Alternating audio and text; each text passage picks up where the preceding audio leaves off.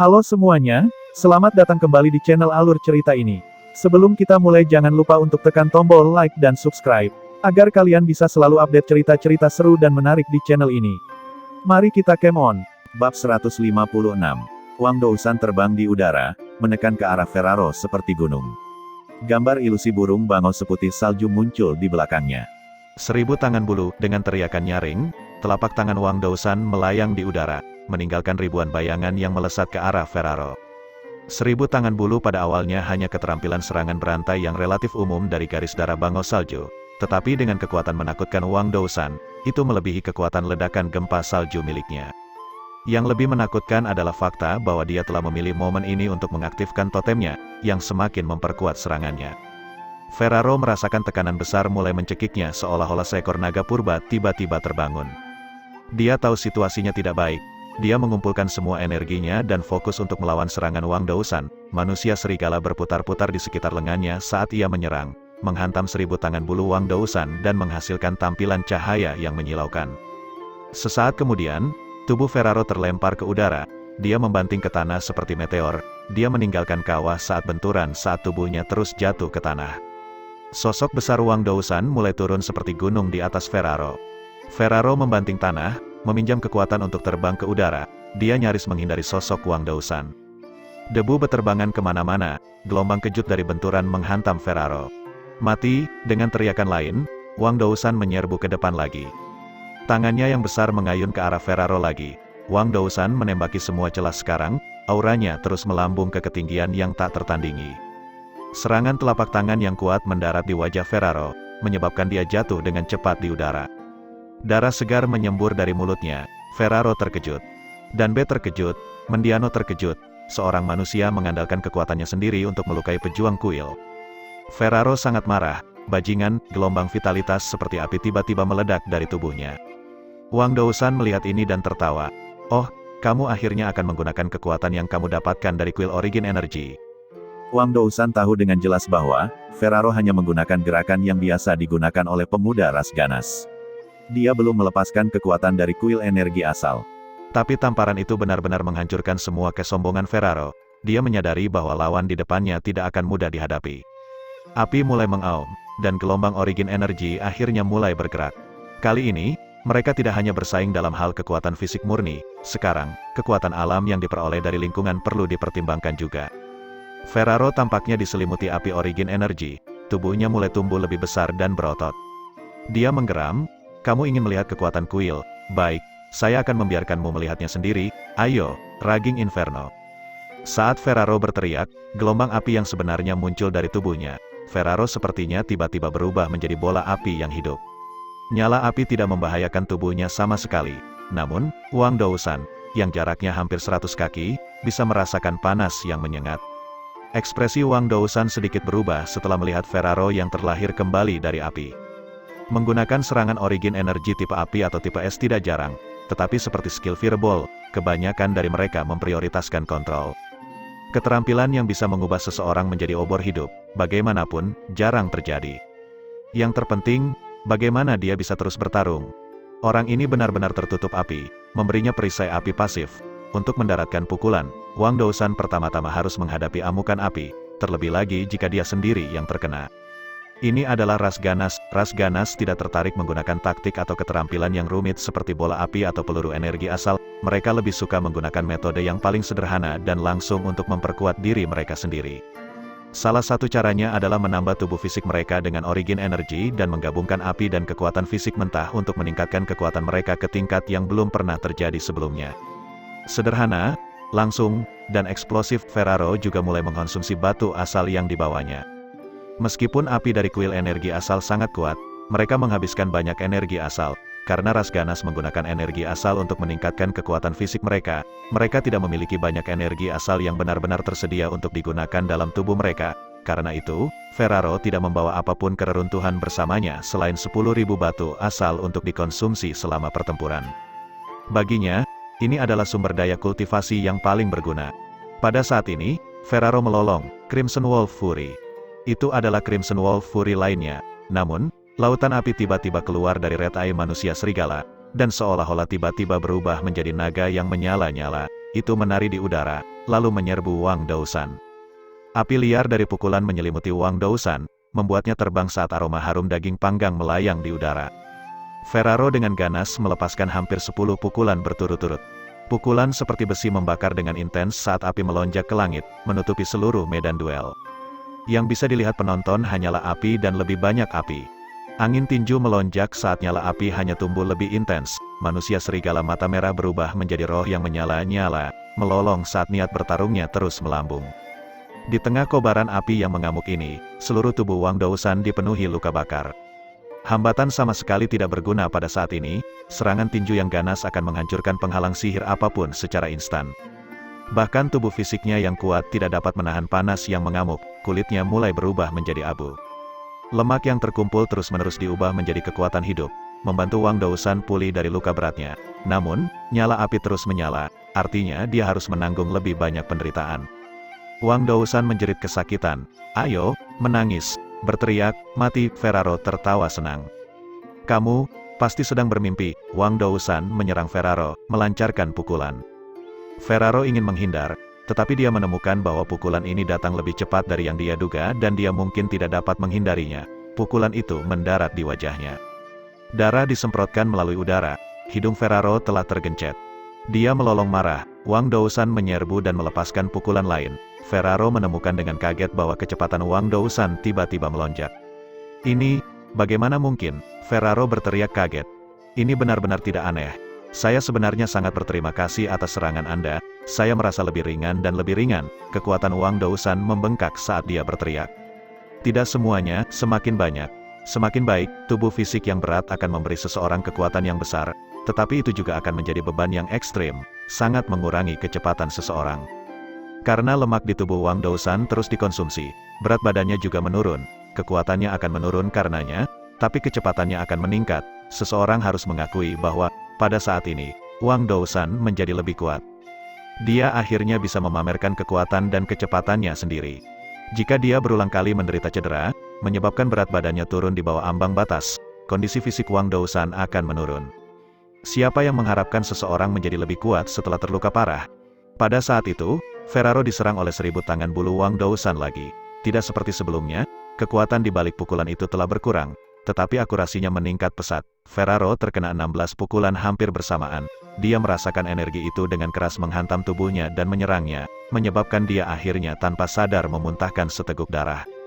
Ferraro bisa merasakan setidaknya 3 tulang rusuknya patah. Bajingan, dia meregangkan lengannya. Api yang menyelimuti seluruh tubuhnya tiba-tiba berkumpul bersama, perlahan-lahan membeku menjadi bola api.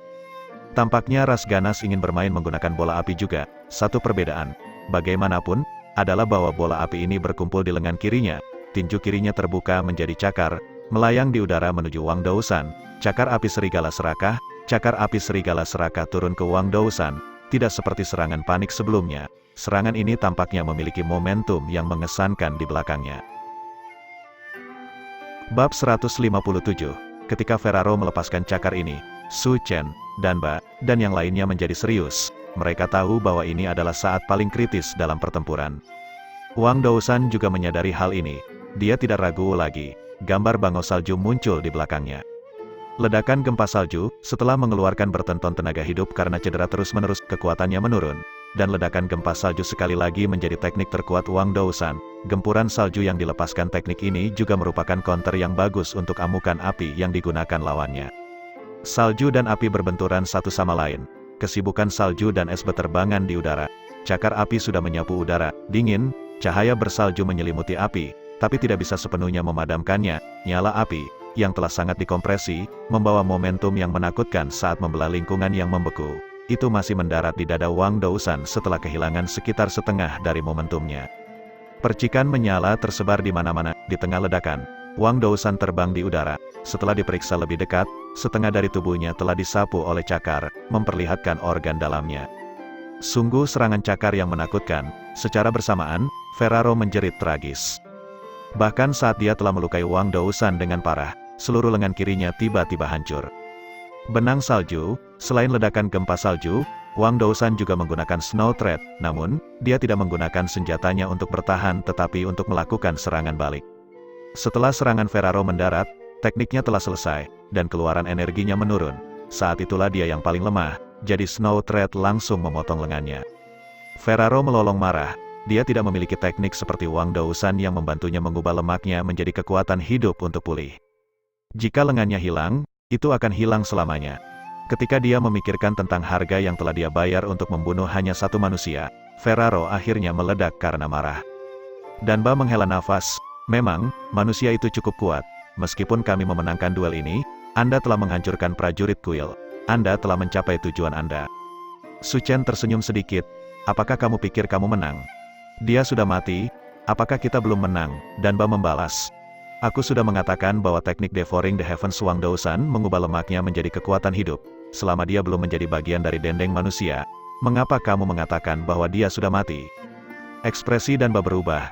Itu tidak mungkin, Ferraro berteriak bersamaan. Dia tidak berani mempercayai matanya sendiri. Di kejauhan, Wang Dousan bangkit kembali.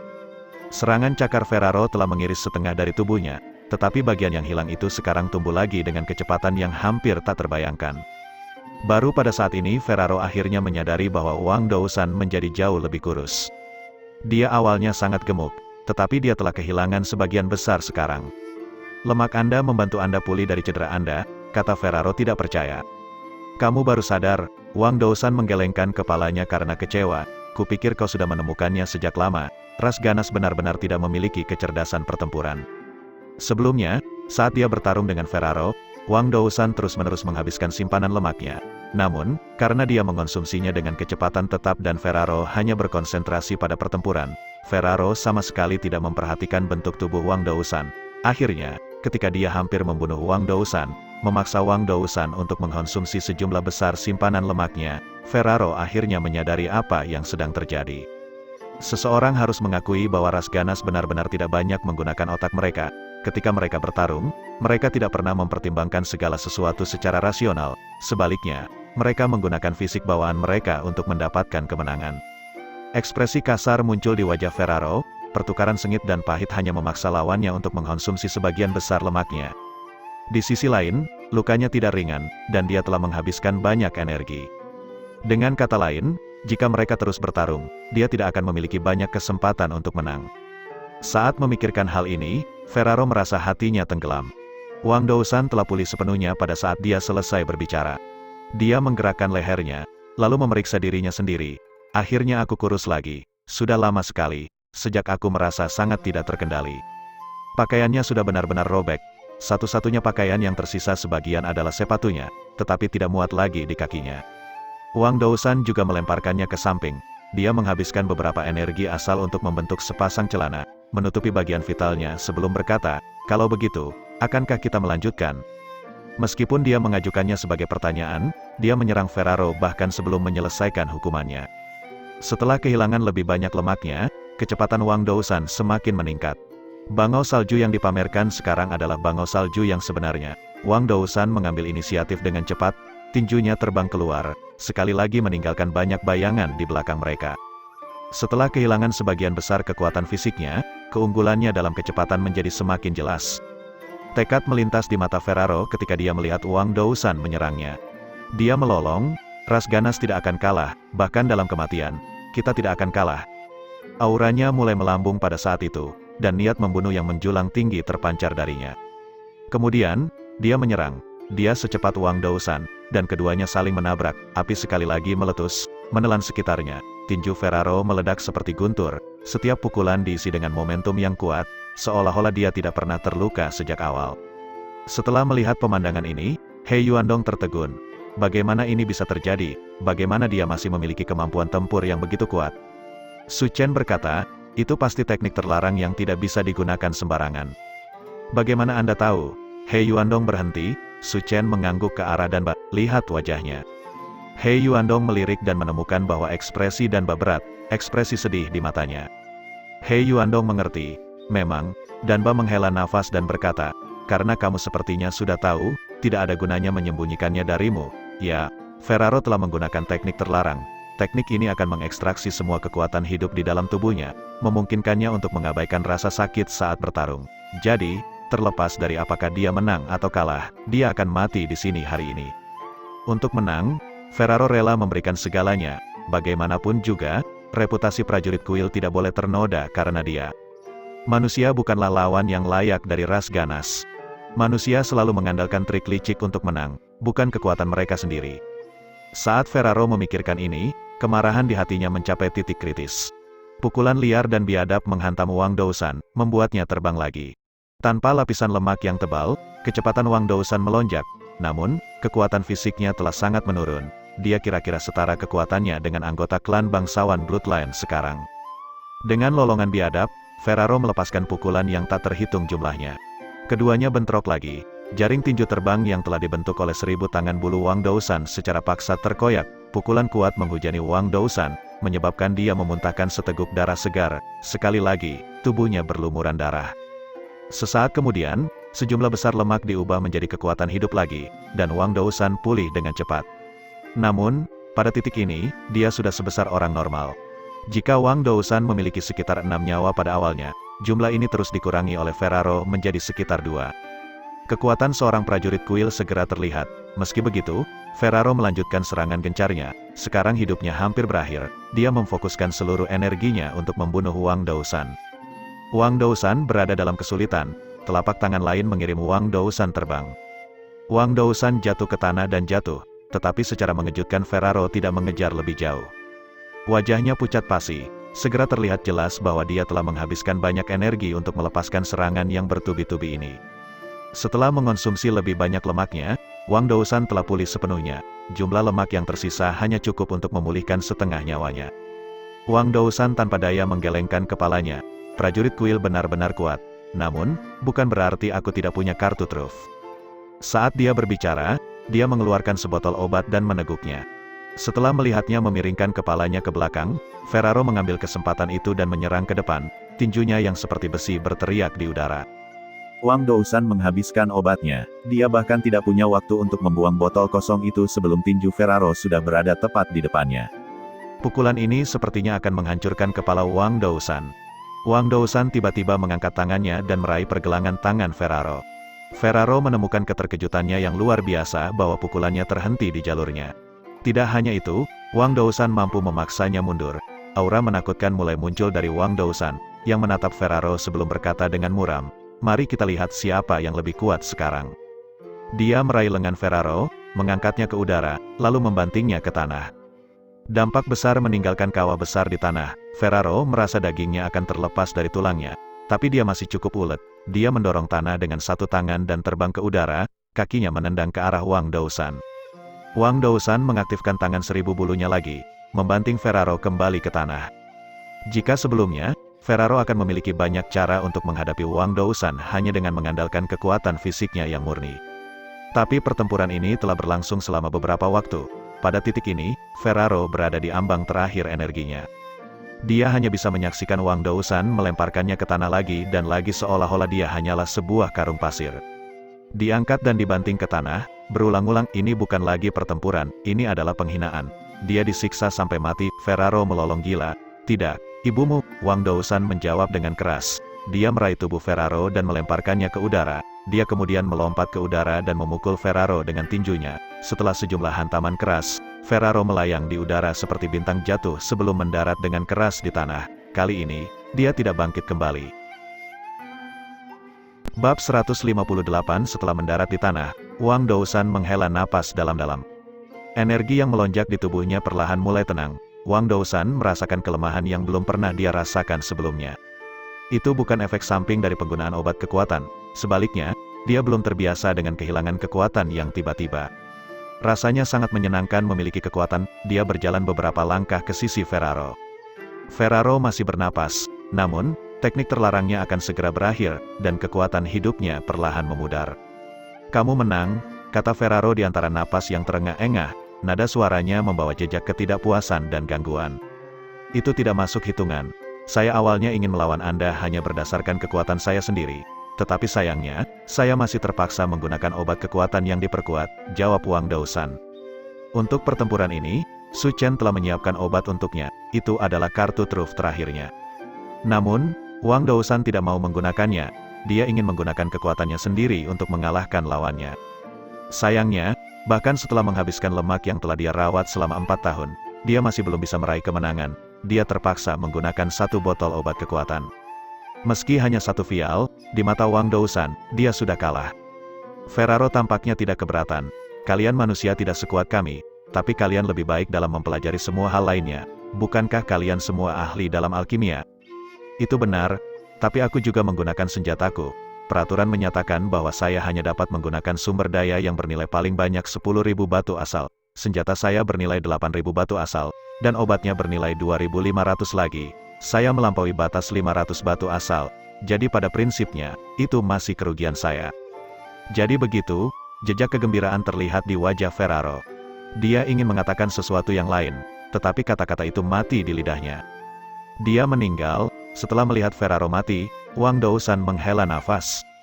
Dia mengambil cincin Ferraro dan mengambil bendera Takusya.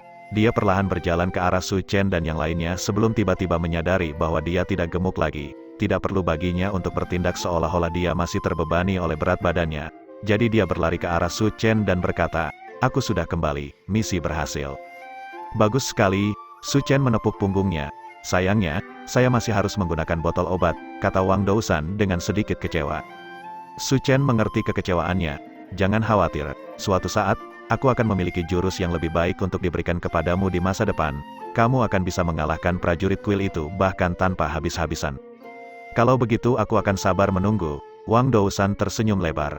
Su Chen berbalik untuk melirik dan badan berkata, "Kalau begitu kita akan melanjutkan pertarungan berikutnya." Dambo mengangguk, "Tidak masalah, ras ganas tidak takut mati selama tidak di tangan trik kecil." Wang Dousan telah membunuh Ferraro hanya berdasarkan kekuatannya sendiri. Meskipun dia telah mengatakan pada dirinya sendiri bahwa dia telah menggunakan sumber daya senilai 500 batu asal terlalu banyak, dan dapat mengabaikannya. Bagi ras ganas, ini bahkan tidak dianggap curang ketika mempertimbangkan jenis skema yang mampu dilakukan manusia. Ini bukanlah pemikiran yang tidak akurat, namun, sesaat kemudian, dia mengalami ketidakberdayaan lawannya. Su Chen berkata, "Itu bagus." Dia mengangguk pada He Yuandong. He Yuandong melangkah maju, mengambil bendera dari Wang Dousan, lalu melemparkannya ke kaki Mendiano. "Giliranmu." Baik Danba dan Mendiano tertegun. Danba menatap Su Chen dengan marah, "Apa yang sedang kamu coba lakukan?" Su Chen mengangkat bahu. "Seperti yang kamu katakan, Takusya. Bukankah itu seharusnya antara kau dan aku?" Danba berkata dengan marah. "Babak selanjutnya," jawab Su Chen. "Tapi sebelum ini, mereka berdua yang akan tampil." Su Chen menunjuk ke He Yuandong, lalu ke Mendiano. "Sialan, kau bajingan, aku seharusnya tahu bahwa kalian manusia akan merencanakan sesuatu." Memang, Mendiano juga dari ras ganas, dan dia juga harus menghormati aturan Takusya.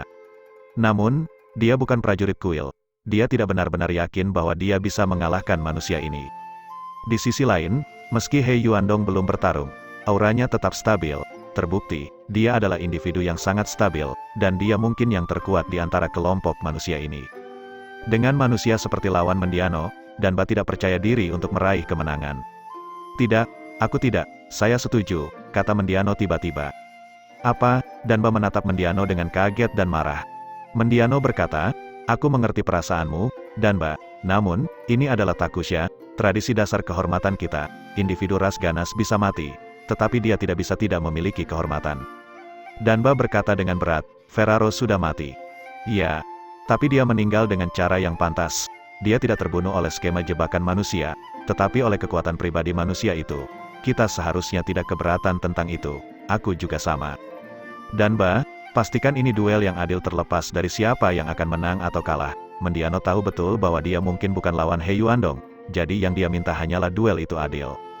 Danba terdiam.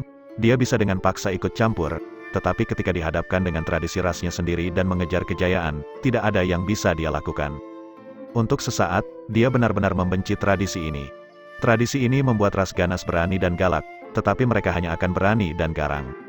Meski begitu, dia tidak punya suara dalam masalah ini. Dia hanya bisa menerima apa yang telah terjadi. Danba mengangguk dan melangkah ke samping. Duel lain dimulai, kali ini antara He Yuandong dan Mendiano. Berbeda dengan yang sebelumnya, Danba tidak percaya diri dengan hasil duel tersebut. Memang, begitu pertempuran dimulai, Mendiano mulai menyerang He Yuandong dengan sekuat tenaga.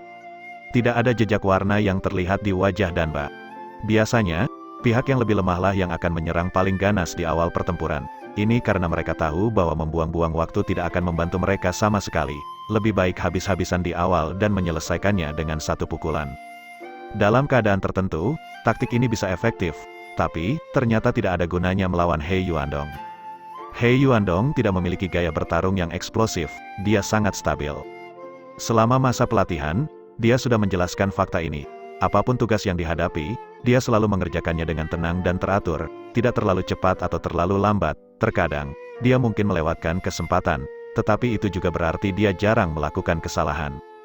Dia adalah tipe yang bisa menjaga ketenangannya dan dengan sabar membuatmu lelah. Dia telah mengalahkan banyak lawan yang lebih kuat darinya hanya karena mereka tidak bisa mempertahankan ketenangan mereka dan benar-benar mati olehnya.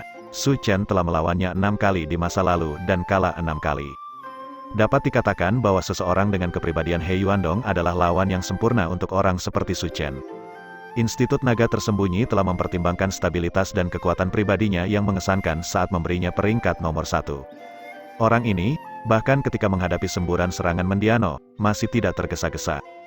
Dia menyerang balik dengan raging Heavenly Fist dengan mantap, serangannya tidak cepat, tapi semuanya dijamin tidak akan meleset, setiap pukulan ditujukan dengan tujuan tertentu.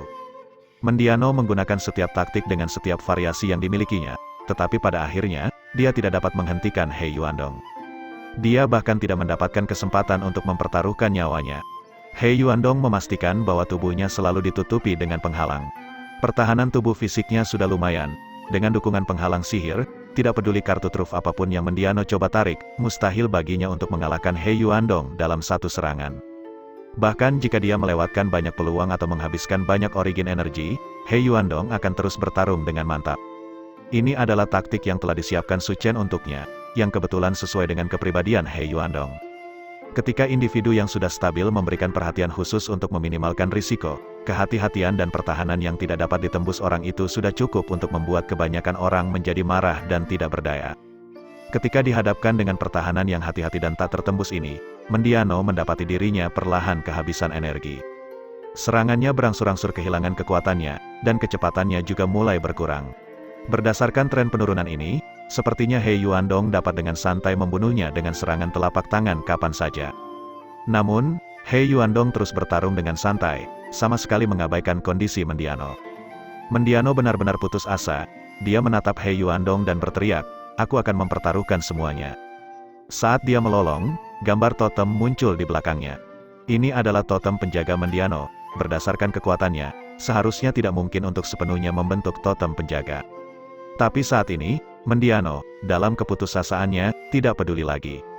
Dia tidak memiliki harapan untuk membunuh lawannya, dia hanya berharap setidaknya dia bisa melukai lawannya, meski hanya sedikit. Menyusul serangan habis-habisan Mendiano, totem penjaga berubah menjadi semburan energi yang kuat yang melonjak ke depan. He Yuandong tetap tanpa ekspresi seperti biasanya, tetapi auranya semakin kuat.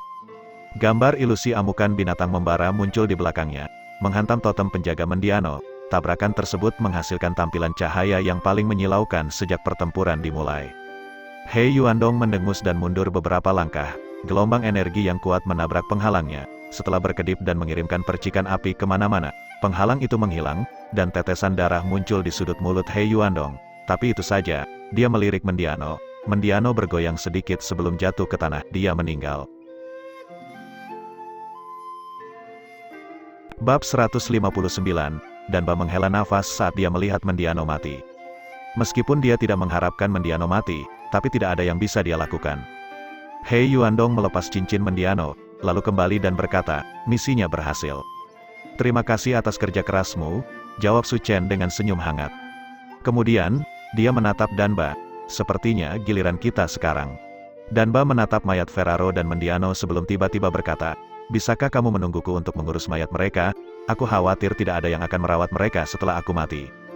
"Tidak masalah," jawab Su Chen. Danba berjalan mendekat dan memindahkan mayat Ferraro dan Mendiano ke samping. Kemudian, dia mulai menggali. Dia menggali dengan sangat lambat. Berdasarkan kekuatannya, dia mungkin bisa membuat lubang besar di tanah dengan satu pukulan. Tapi Danba tidak melakukannya. Sebaliknya, dia menggunakan kedua tangannya untuk menggali parit kecil. Mereka berempat tidak terburu-buru. Mereka menyaksikan saat dia perlahan menggali lubang kecil di tanah. Tapi untuk beberapa alasan, Su Chen merasa ada yang tidak beres. Setelah dia menggali selama beberapa waktu, lubang itu akhirnya memiliki ukuran yang sesuai. Danba meletakkan mayat-mayat itu di dalam, lalu mulai menutupi mayat-mayat itu. Setelah membersihkan sedikit kotoran terakhir, dia melirik Su Chen, "Kaulah yang mengusulkan gagasan tentang Takusya, kan?" "Iya." Su Chen mengangguk, "Bisakah kamu memberitahuku namamu?" Su Chen membeku sesaat, "Saya dipanggil Su Chen." Danbo mengangguk, "Saya akan mengingat nama ini dan memberitahu sesama anggota klan saya bahwa Anda adalah orang yang membunuh Ferraro dan Mendiano." Alis Su Chen sedikit berkerut. "Aku tidak berpikir ada kebutuhan untuk itu. Setelah kamu dan aku mulai bertarung, hanya akan ada satu orang yang tersisa, entah kamu yang akan mati, atau saya. Tapi orang yang akan bertahan adalah kamu, kan?" Danba tiba-tiba tertawa. Su Chen membeku, "Kamu tidak punya kepercayaan diri, atau menurutmu aku lebih kuat dari Wang Dousan?" Danba menggelengkan kepalanya. "Ini tidak ada hubungannya dengan siapa yang lebih kuat atau lebih lemah. Sebenarnya, sejak awal kau tidak berencana memberiku pertarungan yang adil, kan?" Su Chen tetap tidak bergerak. Danba melanjutkan, "Kamu sangat pintar. Pertama, Anda hanya mengirim 4 orang untuk melawan kami bertiga, membuat seolah-olah tidak ada skema yang bisa Anda atur. Kemudian, Anda mengatur 2 pertarungan yang adil, berdasarkan alur pemikiran normal. Pertarungan ketiga antara aku dan kamu kemungkinan akan adil juga. Namun, kamu memilih momen ini untuk curang. Tidak akan ada duel ketiga. Saat ini, saya menghadapi 4 lawan 1. Jika kalian semua mengerumuniku sekaligus, aku akan kalah." Su Chen menggelengkan kepalanya. "Mengapa Anda harus menafsirkannya seperti ini? Lihat, aku masih di sini, dan aku sendiri akan melawanmu." Tentu saja, kamu masih akan menantangku dengan Takusya." Danba tertawa dingin. "Tapi itu hanya untuk menunda waktu sehingga kamu bisa memanggil bala bantuan, dan kamu akan menggunakan pertarungan kita untuk menghabiskan energiku. Anda dan saya akan benar-benar memiliki pertempuran yang adil. Anda pasti akan kalah, tetapi Anda tidak akan mati. Namun, kondisiku akan menurun karena pertarunganku denganmu. Jika mereka bertiga mengepungku pada saat itu dan kemudian bala bantuan lebih lanjut tiba." Danba merentangkan tangannya, "Aku pasti akan mati, kan?" Jejak kepanikan dapat dilihat pada wajah He Yuandong, Gu Qingluo, dan Wang Dousan sekarang setelah rencana mereka telah terlihat. Su Chen tetap tanpa ekspresi seperti biasanya. "Tidak peduli apa, semua ini belum terjadi. Saya hanya bisa mengatakan bahwa Anda memfitnah saya."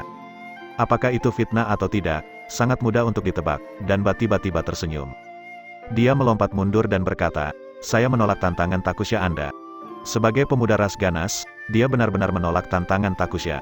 Pada saat itu, Su Chen menghela nafas berat. "Saya tahu bahwa ada beberapa individu pintar di ras ganas, saudaraku. Sepertinya bala bantuan tidak akan tiba tepat waktu. Kita harus menyerang dengan kekuatan diri kita sendiri." Saat dia berbicara, dia melambaikan tangannya, dan keempat orang itu mulai mendesak ke arah Danba. "Iya, Danba benar sekali. Ini sudah menjadi skema sejak awal. 2 pertempuran pertama semuanya adil, tetapi pertempuran ketiga tidak." Tantangan Su Chen kepada Danba hanyalah untuk menghabiskan sebagian energinya dan menunda waktu agar Danba tidak menemukan kesempatan untuk melarikan diri. Karena itu, dia tidak bisa membiarkan Danba menolak Takusya begitu saja dan pergi. Dia akan membunuh Danba. "Ayo pergi." Mendengar perintah tegas ini, mereka berempat menyerang Danba. Gu Qingluo menyerang paling cepat. Dia mengaktifkan Snaking Mist Steps untuk melompat jauh. Gelombang es menghantam Danba. Alasan mereka membawa Gu Qingluo bukan karena dia adalah pacar Su Chen, tetapi karena bintang air dingin miliknya dapat menutup lingkungan dan menunda lawan. Untuk mencegah Danba melarikan diri, mereka harus memperlambatnya terlebih dahulu. Meski begitu, Danba telah membuat persiapan. Tepat saat Gu Qingluo menyerang, Danba melambaikan tangannya. Butiran pasir yang tak terhitung jumlahnya terbang ke udara menuju Gu Qingluo. Setiap butir pasir membawa momentum yang mengejutkan. Gu Qingluo benar-benar lengah. Dia tidak bisa lebih memperhatikan Danba. Alih-alih menggunakan gelombang es di Danba, dia harus menggunakannya untuk menghadapi butiran pasir yang mendekat.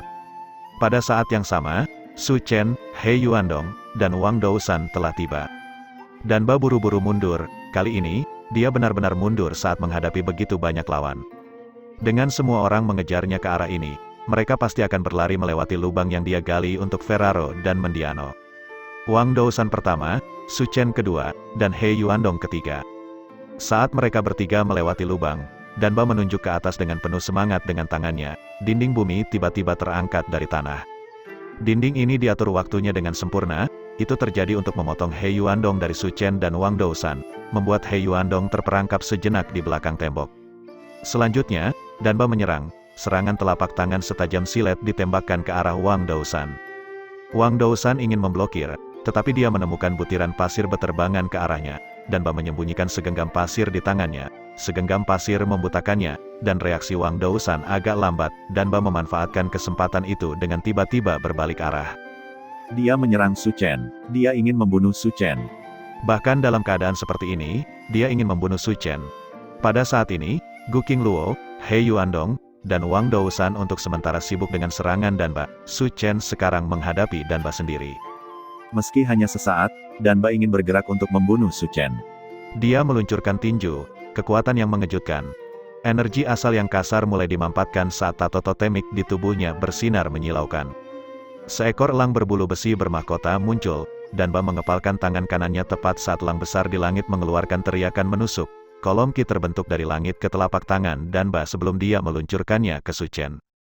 Serangan ini tidak lebih lemah dari manusia serigala Flaming Claw milik Ferraro, itu sebenarnya lebih kuat.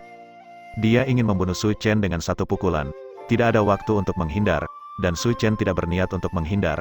Dihadapkan dengan serangan yang mengerikan ini, Su Chen membalas dengan serangannya sendiri yang mengerikan. Pasak penusuk baja. Karena Danba ingin menggunakan kesempatan untuk membunuhnya, bagaimana dia bisa melewatkan kesempatan untuk membunuh Danba? Lengan mereka saling menabrak, melepaskan gelombang energi yang sangat besar sebelum mereka berdua terbang ke udara, memuntahkan seteguk darah.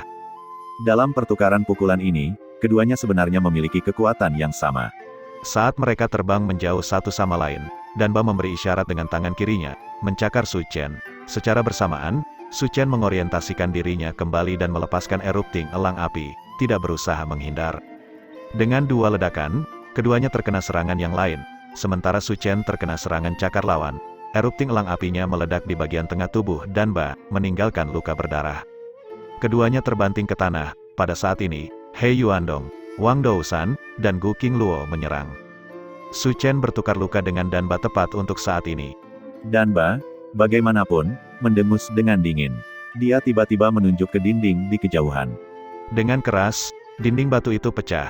Cakram tajam perak yang tak terhitung jumlahnya bersiul pada 4 orang. Sebagian besar cakram menuju Su Chen. Pada saat ini, Su Chen terluka, dan dia tidak dapat bereaksi tepat waktu. Sepertinya Su Chen akan dipukul. Su Chen, Gu Qingluo berteriak dan menyerbu.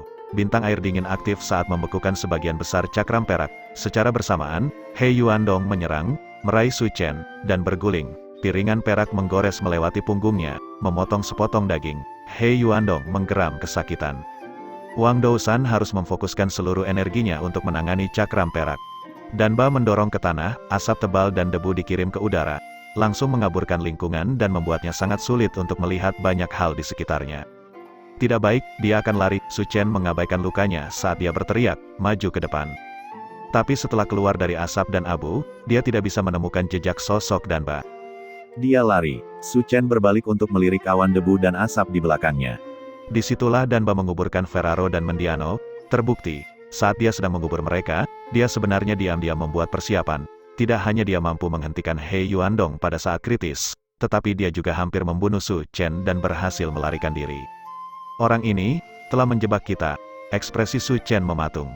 Ini adalah pertama kalinya dia menjadi korban dari sebuah skema. Aku tidak akan pernah menyangka bahwa orang yang begitu licik akan ada di antara ras ganas. Wang Dousan berjalan menghampirinya. Apakah lukamu baik-baik saja?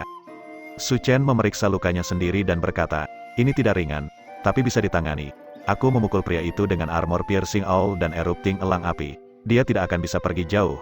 Beritahu yang lain untuk bergegas dan mencari di sekitar. Kita benar-benar harus menemukannya, tidak peduli seberapa jauh kita perlu mencari. Pada saat ini, Su Chen tampak seperti komandan pasukan kerajaan, memerintahkan bawahannya untuk memusnahkan target yang dicari.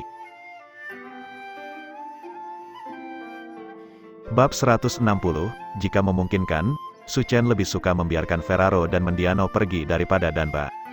Orang itu terlalu licik, faktanya, dia sangat licik sehingga dia tidak terlihat seperti berasal dari ras ganas lagi. Jika ras ganas yang bodoh menjadikannya sebagai pemimpin, segalanya akan menjadi jauh lebih rumit. Sayangnya, pertempuran tidak seperti transaksi bisnis. Anda tidak dapat membuat pergantian pemain hanya karena Anda menginginkannya.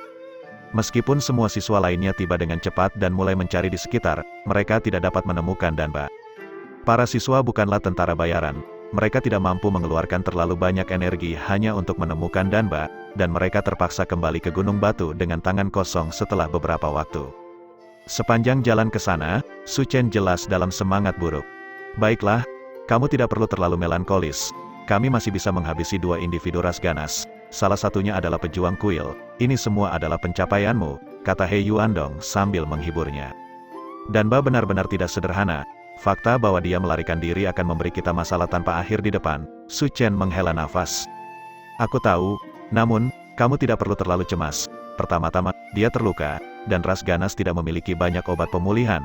Setidaknya dalam jangka pendek, dia tidak akan bisa pulih sepenuhnya, jadi dia tidak akan terlalu berbahaya. Kedua, Danba adalah Danba, dan ras ganas adalah ras ganas. Satu-satunya orang yang benar-benar bisa dia kendalikan adalah dirinya sendiri, bukan pemuda ras ganas lainnya. Mata Su Chen berbinar, pemimpin masih yang paling berpikiran jernih. Anda benar sekali, Danba hanya bisa mengendalikan dirinya sendiri, tidak pemuda ras ganas lainnya. Jika Danba memiliki wewenang untuk mengendalikan pemuda ras ganas lainnya, maka sejak awal tidak akan ada Takusya. Jadi, meskipun Danba pintar, dia tidak akan bisa menggunakan kecerdasannya secara maksimal. He Yuandong berhasil menunjukkan kelemahan utama Danba hanya dalam beberapa kalimat. Itu benar, Wang Dousan juga bergegas untuk menghiburnya. Itu hanya Danba. Biarpun dia pintar, kekuatannya biasa-biasa saja, dan kamu bahkan bisa melukainya. Itu benar, dia adalah pejuang kuil. Tetapi kakak ketiga benar-benar mampu melukainya dalam 1 lawan 1. Dia benar-benar hanya terlihat biasa saja. Jiang Hanfeng berlari untuk menjilat Su Chen juga. Su Chen berkomentar sedikit, jangan mengeluarkan omong kosong seperti itu. Meskipun saat itu pertarungan 1 lawan 1, Danba harus terus fokus untuk menangani Dousan dan yang lainnya. Terlepas dari apakah dia memblokir mereka atau menggunakan mereka, dia harus membagi perhatiannya. Tidak mungkin dia dapat sepenuhnya fokus pada melawan saya. Selain itu, pasak penusuk zirah saya menghabiskan terlalu banyak blood key, dan saya tidak dapat menggunakannya terlalu sering. Secara beberapa tingkat, saya dan Dousan mirip, kami mengandalkan pengurasan diri untuk sementara waktu melawan musuh. Jika benar-benar pertarungan yang adil, saya tidak akan menjadi lawan dan prajurit kuil masih tetap prajurit kuil. Saat ini, saya belum cukup kuat untuk menghadapinya. Oh, begitulah adanya. Setelah mendengar apa yang dikatakan Su Chen, Jiang Hanfeng merasa kecewa. Namun, ini hanya sementara. Meskipun saya mungkin bukan lawannya saat ini, saya akan dapat mengalahkannya dalam waktu yang tidak terlalu lama lagi. Su Chen tertawa. Kakak ketiga, Anda pasti bisa melakukannya. Jiang Hanfeng mengangkat tangannya ke udara dan berteriak. Saat mereka berbicara, semua orang akhirnya kembali ke Gunung Batu. Mereka baru saja tiba ketika melihat Cloud Leopard, Ji Hanyan, dan Gan Haoli berjalan mendekat. Sementara yang lainnya pergi untuk membunuh Danba, mereka bertiga telah tiba di Gunung Batu. Cloud Leopard dan Ji Hanyan telah bertengkar sepanjang jalan, membuat stres Gan Haoli sampai-sampai dia menyapa yang lain seolah-olah mereka adalah anggota keluarga yang telah lama hilang. Setelah menjelaskan apa yang telah terjadi, kedua belah pihak secara bertahap mengetahui apa yang telah terjadi. Tidak heran saya pikir orang ini tampak familiar, itu sebenarnya si gendut Wang, kata Ji Hanyan sambil menatap Wang Dousan. Setelah Wang Dousan menjadi kurus, penampilannya sangat berbeda dari sebelumnya. Iya, kakak senior Wang terlihat jauh lebih tampan sekarang, kata Gan Haoli, bergabung. Wang Dousan berseri-seri dengan tawa. Sejujurnya, Wang Dousan cukup tampan jika dia tidak segemuk biasanya.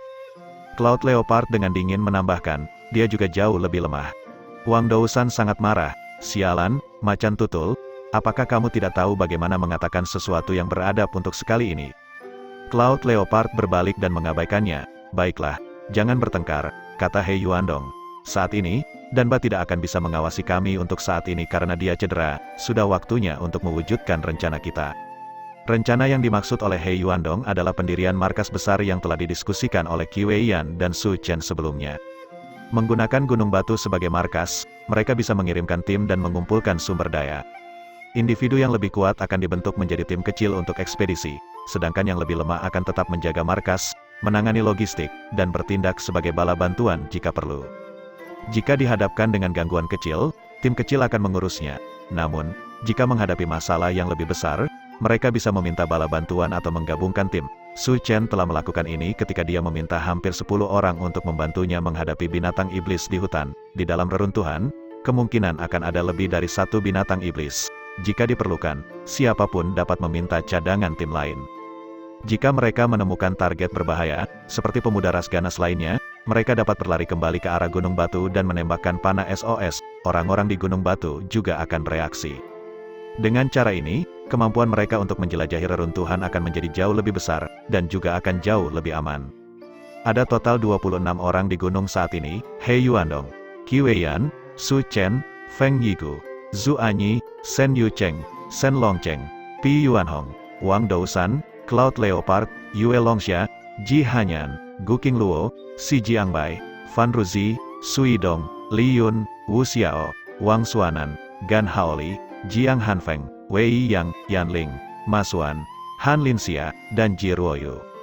Mengambil siswa yang telah terbunuh dan Zhao Xin, yang belum kembali, mereka telah mengumpulkan sebagian besar siswa, sudah waktunya bagi mereka untuk melanjutkan langkah selanjutnya dari rencana mereka. Berdasarkan pengaturan He Yuandong, 26 orang tersebut dibagi menjadi 2 kelompok, dan kedua kelompok tersebut bertanggung jawab atas urusan eksternal atau internal.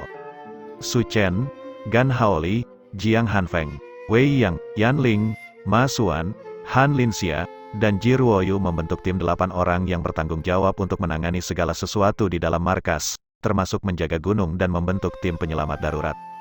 18 orang lainnya akan dibagi menjadi beberapa tim untuk menjelajahi reruntuhan. Karena Qi Weiyan masih belum pulih dari luka-lukanya, dia akan tinggal sementara di gunung untuk merawat luka-lukanya.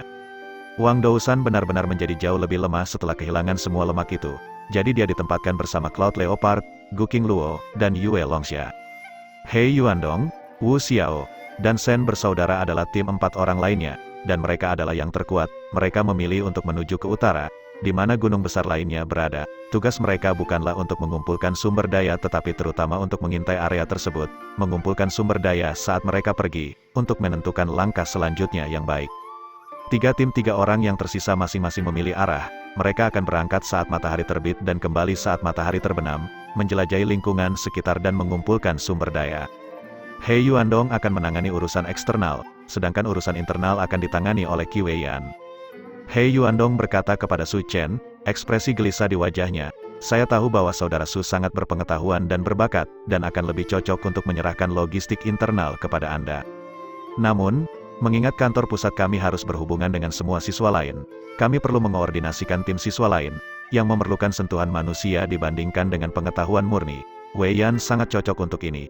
Jadi, saya akhirnya memilih dia untuk menangani urusan internal, tapi sayangnya, itu membuat Anda keluar." Su Chen tersenyum, "Saya pikir kedengarannya bagus. Anda akan bertanggung jawab untuk menangani situasi di luar, sementara kakak senior Qi akan bertanggung jawab untuk mengirim bala bantuan. Itu pengaturan yang sangat bagus. Semakin banyak orang yang kita miliki, semakin banyak hal yang sulit. Misalnya, lihat Macan Tutul dan Nona Ji. Keduanya tampak bertengkar begitu mereka saling memandang. Kami tidak dapat membiarkan ini berlangsung selamanya. Jadi seseorang harus bertindak sebagai mediator di antara mereka. Saya tidak yakin dengan kemampuan saya untuk melakukan ini. Tetapi kakak senior Qi sangat cocok untuk hal semacam ini. Saya sangat yakin untuk membiarkan dia menangani ini." He Yuandong mengangguk. "Dimengerti." Su Chen tertawa, "Bagaimanapun, ini tidak seperti aku tidak akan melakukan apa-apa. Kalian berdua bisa fokus menangani siswa lain. Aku, di sisi lain." Dia sengaja berhenti, lalu tertawa, "Saya akan bertanggung jawab untuk menangani para pemuda ras ganas."